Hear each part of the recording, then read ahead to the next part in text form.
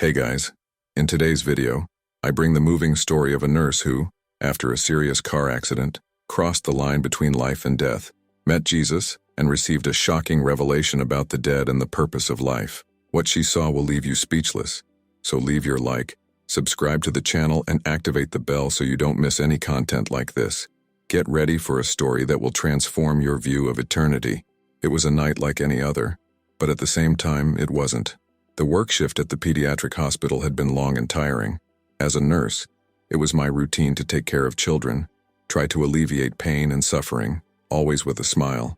Even when my heart was exhausted inside, I was eager to go home, where my family was waiting for me. My husband, Ryan, and my children, Sophie and Ethan, have always been my motivation to endure the challenges of everyday life. I drove with my mind still full of images of the hospital, of the little faces, of the faces of the parents who were going through such difficult times.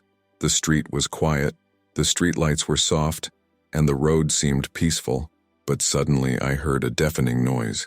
The light from the headlights illuminated my face for a second, and then the impact came. The metallic sound and crack of breaking glass hit me like thunder. The car was thrown to the side as if it were a leaf blown by the wind.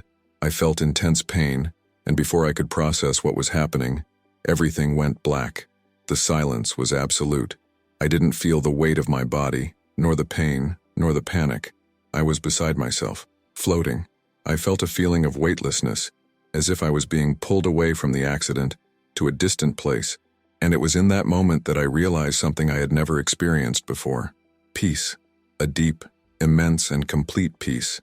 As if all the suffering, all the turmoil in the world, had disappeared in a single instant. That's when I started to understand that I was no longer in my body. I looked down from above, observing my own body trapped in the crumpled car. I saw the paramedics working frantically, trying to save me, but everything seemed so far away. I was in a state of observation, without feeling pain, without fear, just an indescribable peace. The scene around me felt so surreal, like it wasn't real, but at the same time, I knew I was alive, or somehow beyond life. My mind filled with thoughts and memories, but there was no confusion, just a stillness, an empty space filled with an indescribable calm. It was like I was floating in a sea of serenity, and then, a light shone before me, bright and welcoming like a star on a dark night. She drew me in with a gentle but irresistible force. Without hesitation, I moved towards him. The light was not blinding, but welcoming, and I knew something great was about to happen. I felt myself floating toward the light, as if I were drawn to something much stronger than my own will. The light wasn't blinding, but it was comforting, like a warm, soft hug that invited my soul to rest. As I got closer, the feeling of peace increased, becoming more intense, more enveloping. It was as if every atom of my being was being caressed by pure, serene energy. I knew without a doubt that this place was not like any place I had ever known. The fear, pain, and suffering that marked the human experience were gone. Nothing else mattered. I felt enveloped by a love that couldn't be described, an unconditional acceptance that made me feel like I was finally home.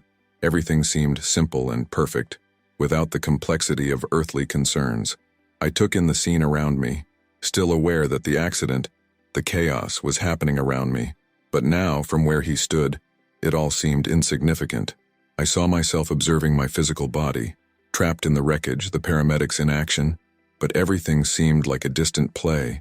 My being was beyond that, floating, in total harmony with everything around me. As the light enveloped me more and more, a deep sense of connection with the universe came over me. It was not only a place of peace, but also of complete understanding, as if universal truth, the reason for the existence of everything, was being transmitted directly to my soul. I didn't know where this feeling was coming from, but I was certain that I was being guided by something higher, something more than I could ever fully understand. The light seemed to carry me, pushing me gently, and without knowing how, I was drawn towards it. I wasn't afraid, just a quiet curiosity, as if I were about to discover something profound, something I had always looked for but had never found in my life.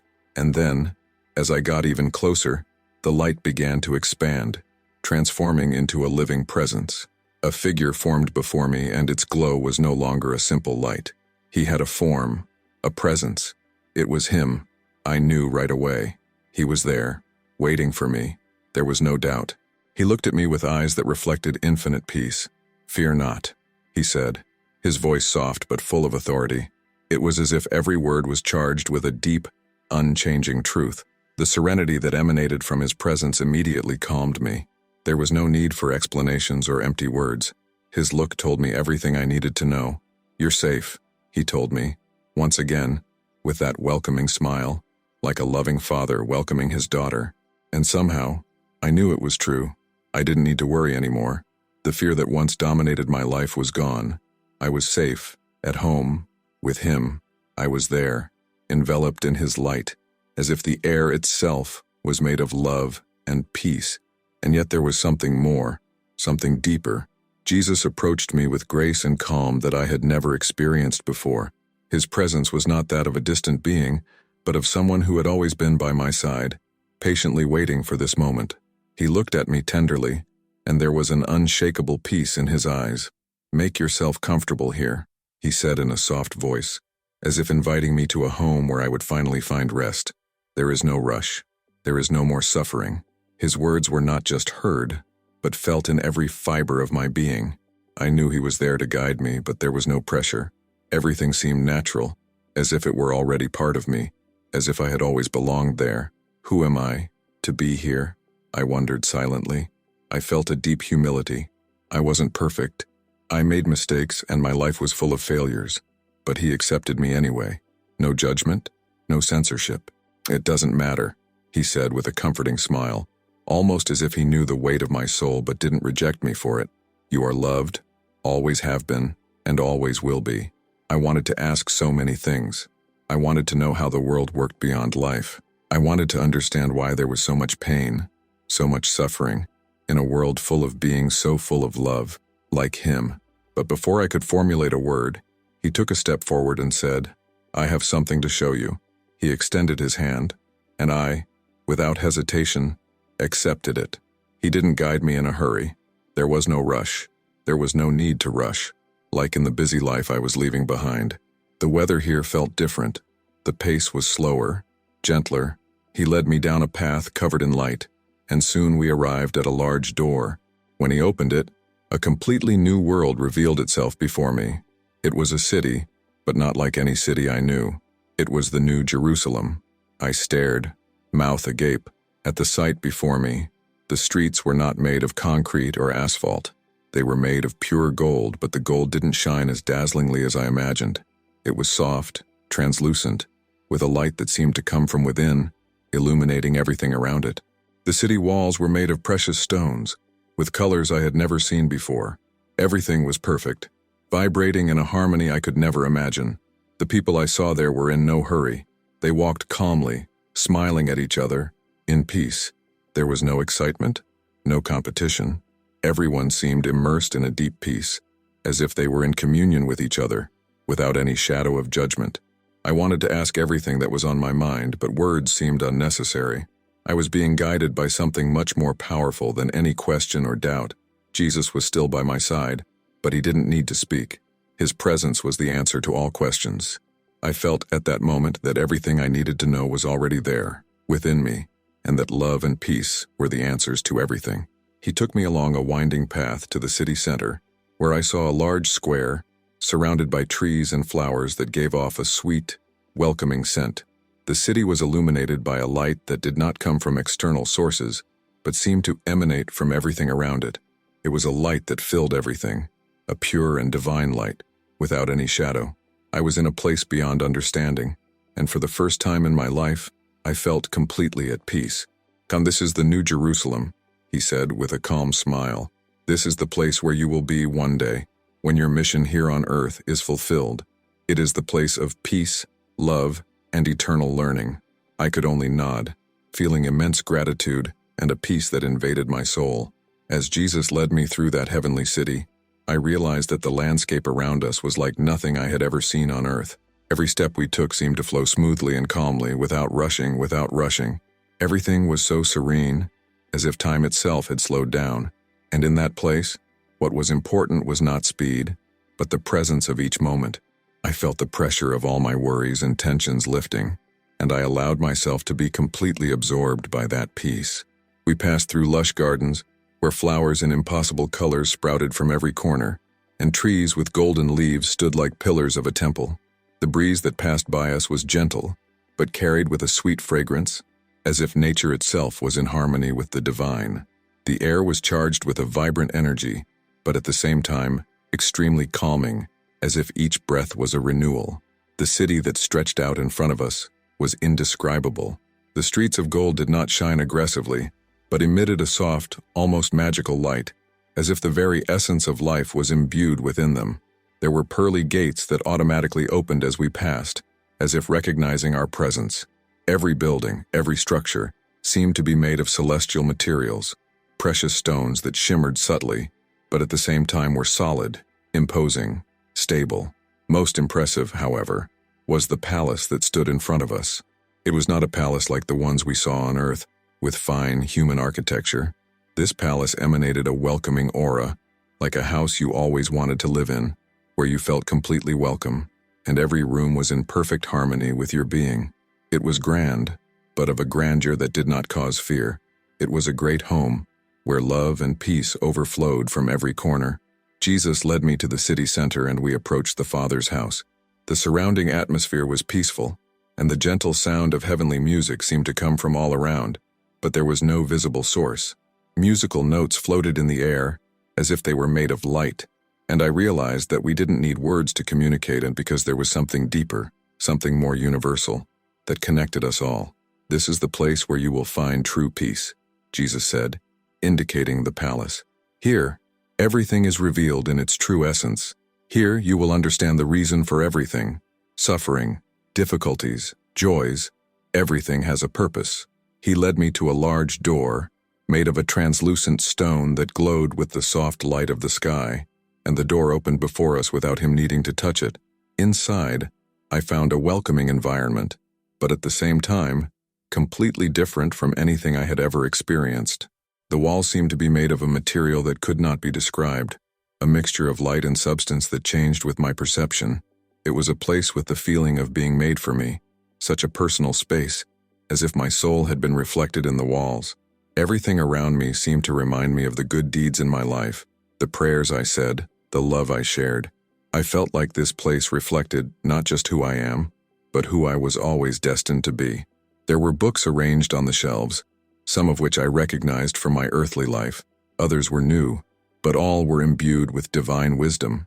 Near a window, a musical instrument, a harp, was propped delicately, as if waiting to be played. Everything was in complete harmony, and I understood at that moment that the beauty of that place did not come from its appearance, but from the feeling of being really known there. It was a place of acceptance, purity, and renewal. "This room was made for you," Jesus said, looking around with a serene smile. "Here you can find yourself, away from the distractions of the world. The peace you feel here is a reflection of the peace you seek in your heart." I could only smile back, feeling a peace that transcended all words. The life I had known seemed so far away, like a dream. The pain, the frustrations, the losses, everything seemed insignificant compared to that peace that now filled every cell of my being. Jesus led me through corridors that seemed made of light, where the walls melted with the softness of a radiant dawn. There was no rush. Each step seemed to be taken in harmony with the universe. The air, fresh and purified, seemed to be charged with deep meanings. As we walked, a serene silence enveloped us, but it was not a silence of absence. It was a silence full of understanding, a space where all questions were already answered simply by being there. We stopped in front of a large door, whose structure was delicate and imposing at the same time. It was not made of metal or wood, but appeared to be made of a substance that did not belong to any known material on Earth. The door seemed to vibrate with an energy of its own, as if it was waiting for me, waiting to reveal something only I could understand. "This is the Father's room," Jesus said in a calm tone. "Here you will find what your soul has always sought." When the door opened, what I found on the other side was not just a room, but a space that deeply reflected my essence. It was no ordinary room. The walls were made of a material that seemed to change depending on what I was thinking, as if they were in tune with my soul. All around me, I saw objects that I would never have imagined finding, but I immediately knew they were important to me. On the shelves around the room were books that I had read throughout my life, and even others that I had never seen, but that I somehow knew were part of my spiritual journey. Next to a window sat a piano, the instrument I always wanted to learn to play but never got the chance. He was there as if inviting me to start playing the melodies that life taught me. What touched me most, however, was a set of drawings and sketches that were laid out on a table, with brushes and paints next to them. I knew immediately that this place was filled with symbols of my life. Every brushstroke, every color was a reflection of my actions and decisions. The love I shared, the healing I sought to offer others, it was all there, reflected in a simple and profound way. I saw how my small gestures had been registered in that environment, as if my life had been carefully analyzed and reflected on, but without judgment. Everything was permeated with love. Jesus approached and, with a gentle gesture, touched one of the drawings. Everything you did with love and pure intention is here. Your room is not just a reflection of who you are, but who you were always called to be. He slowly pulled away, allowing me to absorb the depth of his words. I felt, in that moment, that every act of love and compassion I had on earth was not wasted. Every moment I chose to help, even when the weight felt great, was now immortalized in a way I could never fully understand while I was on earth. The presence of Jesus at that moment, so serene, so full of understanding, caused a feeling of deep gratitude to come over me. I was beginning to understand that the value of life was not found in great deeds or external achievements, but in small gestures of kindness, in the choices to love, to forgive, to serve. This celestial room, with all its symbols and meanings, made me understand that the purpose of my life on earth was much greater than I had ever imagined. Every little action, every prayer, every moment of dedication was being recorded, not to be judged, but to be celebrated. When you return, Jesus said softly, remember that everything you have done with love and faith will not be in vain. Your mission continues, and you now carry in your heart a deep understanding about the eternal value of these actions. I looked around, taking in the beauty of the space, knowing that no matter where I was, the true meaning of everything would always be love. After some time immersed in the serenity of the heavenly room, Jesus led me to what seemed to be the heart of the heavenly city, where the essence of love and communion between all beings seemed to converge. We walked along a path lit by a soft and harmonious light, without any shadow or darkness. It was not a blinding light, but a welcoming light, as if the very space around us was radiating an energy that nourished every being present. We arrived at a vast room, even larger than any palace or cathedral I had imagined. But the most impressive thing was not the size or grandeur of the room, but the feeling of welcome that emanated from it. The heavenly banquet, it was laid out in front of us, but it was not an ordinary banquet. Like a dinner I had already experienced on earth, it was an infinite table, with an abundance that could not be described in words. The atmosphere was not marked by formality or haste, but by immense tranquility, a silent celebration of life, faith, and unity. Jesus guided me to the table, where I saw familiar and unfamiliar faces, people from all parts of the earth, from different times and cultures. There were no barriers of time or space here. People were sitting peacefully, sharing an eternal communion. I recognized some of the faces from my previous life, friends and loved ones who had left, and their presence there was comforting. But the most touching thing was the expression on their faces, an expression of complete happiness, of freedom from suffering, as if all the weight of earthly life had been dissolved. There was a harmony between everyone present, a deep understanding that the separation between us as on earth was only illusory. Everyone was united by something much bigger. There was no competition, no envy. It was a union made of pure love, and I knew, in that instant, that this was the true essence of all human beings, not the conflicts, not the divisions, but the ability to connect on the deepest, most spiritual level. The banquet itself was unlike anything I could have imagined. There was no physical food or drink, but something deeper. The food was spiritual, nourishing the soul in a way no earthly meal could. Every word exchanged, every gesture of affection and peace, seemed to nourish my soul in an immense way. There was a constant exchange of positive energy, as if everyone there was in tune, as if the celebration was not about the food, but about the exchange of love between everyone. Jesus was at my side, and with a gentle smile, he told me, "Here, All are in harmony. This is the eternal banquet, where love is the true food and fellowship is the true drink. I looked around, marveling at the beauty and simplicity of the moment. The room was filled with soft laughter and murmurs of happiness. There was no rush for the party to end. There was no separation of time. The feeling was that I had finally found home, a home of complete acceptance and peace. Jesus looked at me with an expression of profound tranquility. Each of you, who have accepted the love and light, are here in communion. Here, the pain and suffering of the world are remembered only as lessons, but not as burdens. All are welcome in this place, and all those who are here have a purpose. What you saw here, the love you shared, will be reflected in everything you do when you return. I felt a deep gratitude for being there, a gratitude for having been chosen to experience this place, where the soul finds its true purpose, where love and connection are the essence of everything. After the heavenly meal, Jesus led me once again along a quiet path, and soon we came to a bright opening, like a window to another place. He stopped in front of the opening and gestured for me to look. What I saw made my heart beat faster, not out of fear, but out of a deep understanding, as if I was facing something I had always known existed, but had never seen with my own eyes. In front of me stretched the new earth, and it was as if the planet had been regenerated, cleansed and renewed, as if nature itself was breathing anew. The sky, so blue and clear, did not have the heavy clouds that were used to covering the earth. There was a lightness in the air, as if it had been purified, free of all the pollution and impurities that mark the material world. The landscapes before me were simply indescribable. The trees weren't just green. They emanated an energy of life, with leaves that sparkled as if they were made of pure light. The flowers that covered the ground not only opened to the sun but seemed to respond to the presence of each being, offering their fragrance and beauty as a greeting to the human being. The mountains, on the horizon, were soft, imposing, but serene, and the rivers flowed with crystal-clear waters, as if the water itself were sacred, pure, and full of life. "Wait, this is the new heaven and the new earth," Jesus said in a calm, deep voice, as if sharing an ancient secret, revealed only to those who were ready to understand.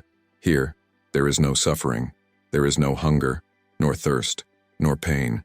Everything has been regenerated by the presence of God." I was silent, absorbing every detail. The colors, the sounds, the energy of that place were more vivid than anything I had ever experienced.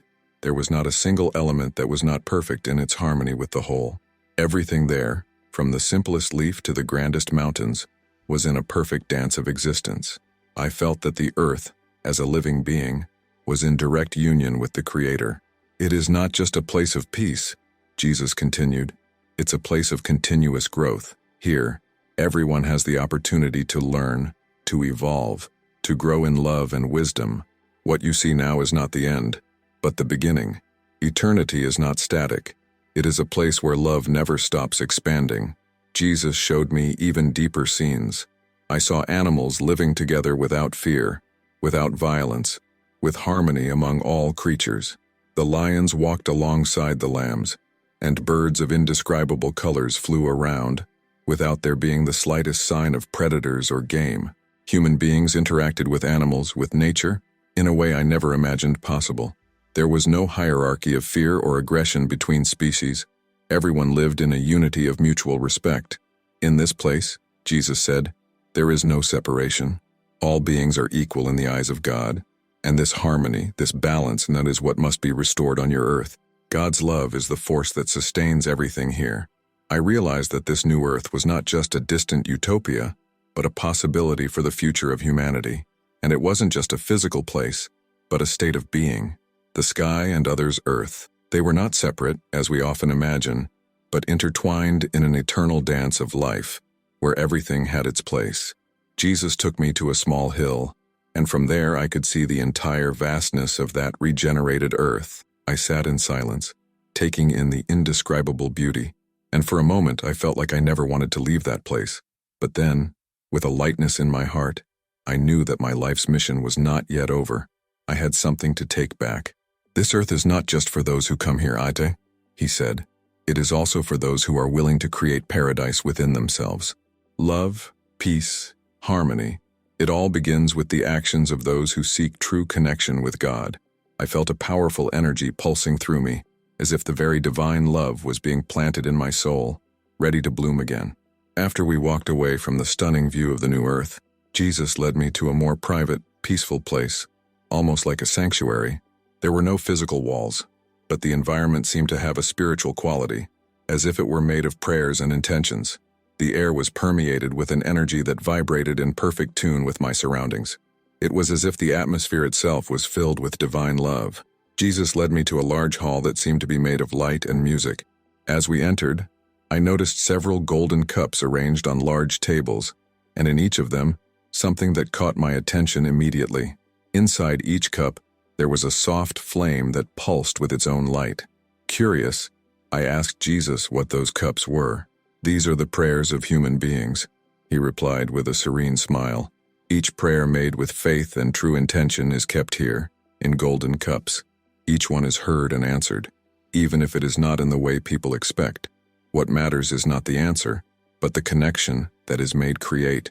As we looked at the bowls, I noticed that each flame was a different color, but they all radiated the same soft light. Some were small, others large, but all were equally important. In some bowls, the flame burned with a gentle, almost tranquil intensity. In others, there was a burning, vibrant flame, as if the desire for an answer was stronger. I felt immense gratitude as I realized that all prayers, regardless of how they were said, were being heard and guarded with care. "All prayers have a purpose," Jesus continued. "They are like seeds that germinate in their own time.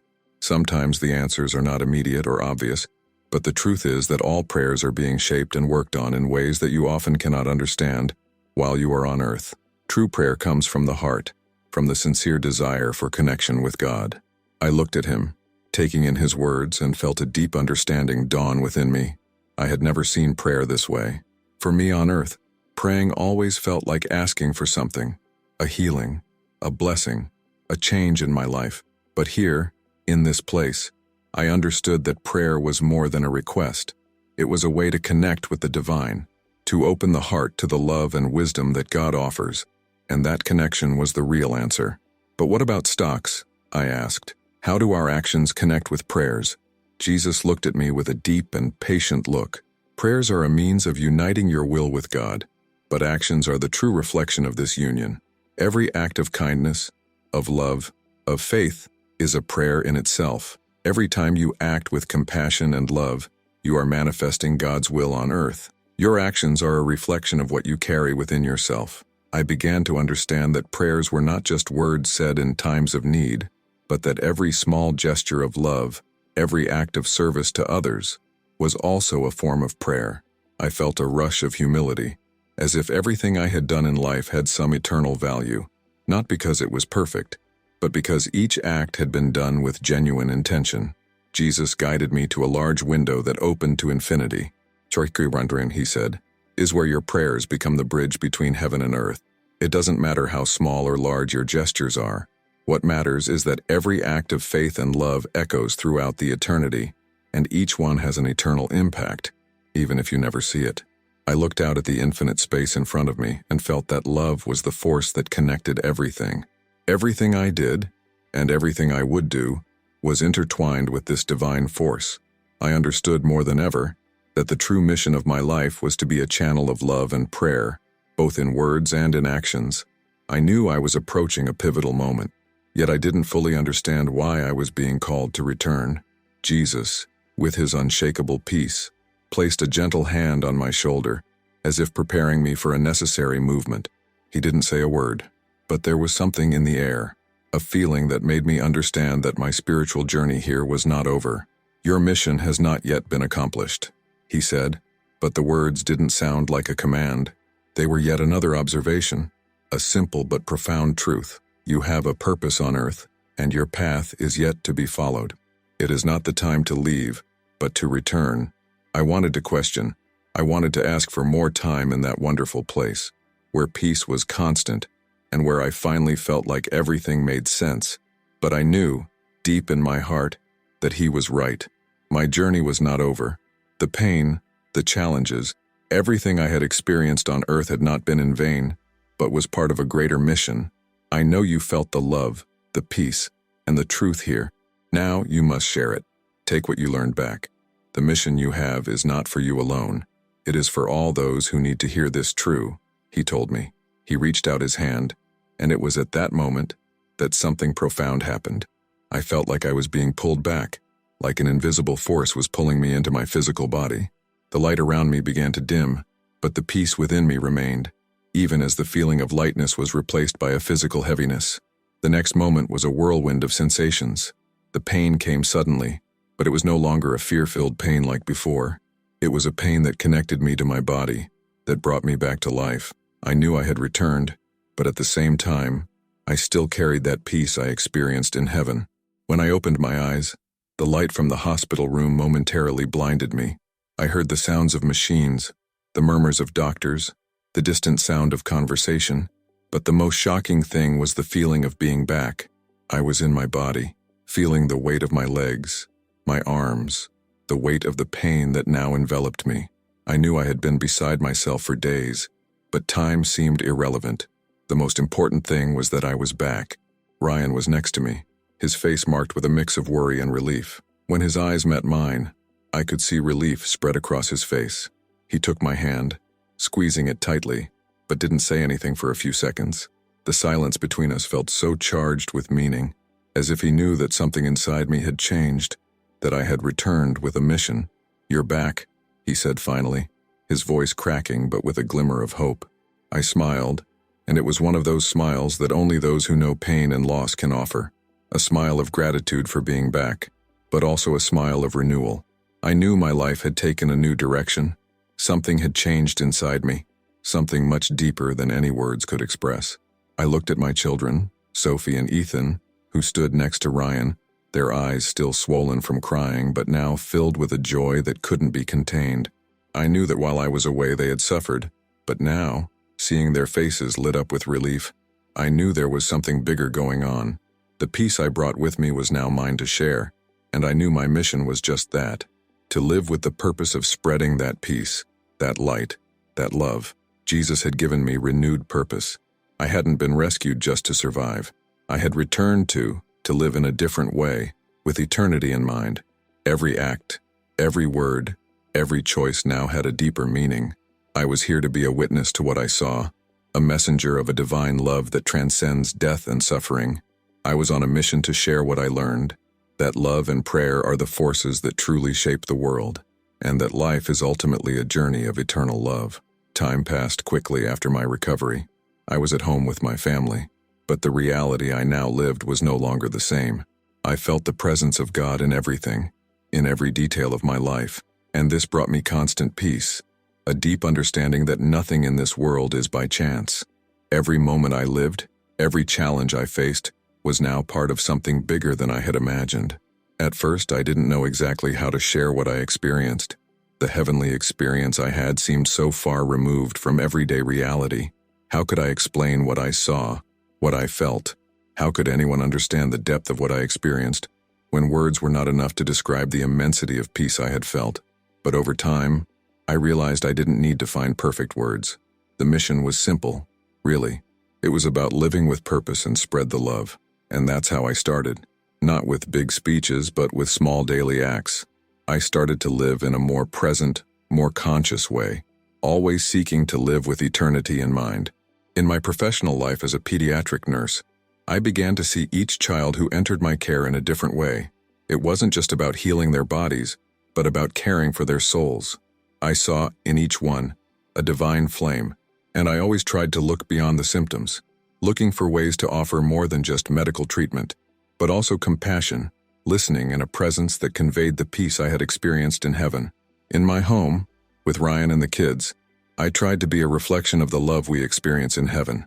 Whenever life became difficult, and the tensions of everyday life arose, I remembered the place where I was, the place where peace was eternal, where there was no room for pain, where everything was resolved in love. And as he remembered this, the minor disputes, the trivial concerns, seemed to dissolve.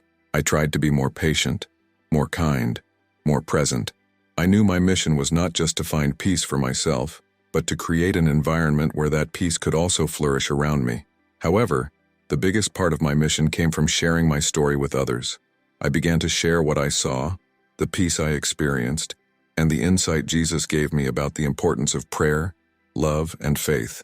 When I talked about this, it was not in a way of evangelizing, but of testify what I experienced, allowing people to see the transformation in me, and, who knows, touching something deep in them too.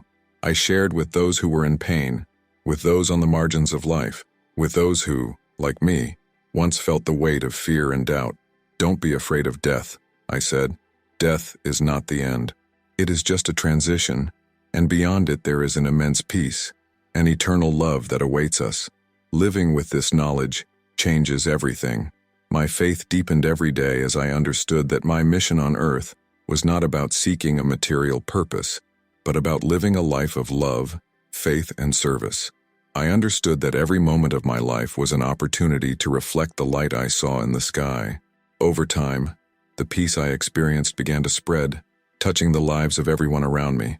I realized that this was the true mission. It wasn't just about me living well, but about bringing the truth of divine love to everyone who crossed my path. Every prayer, every act of kindness, every smile had a greater impact than I could ever imagine. Today, when I look at my family, I see that my mission is clear.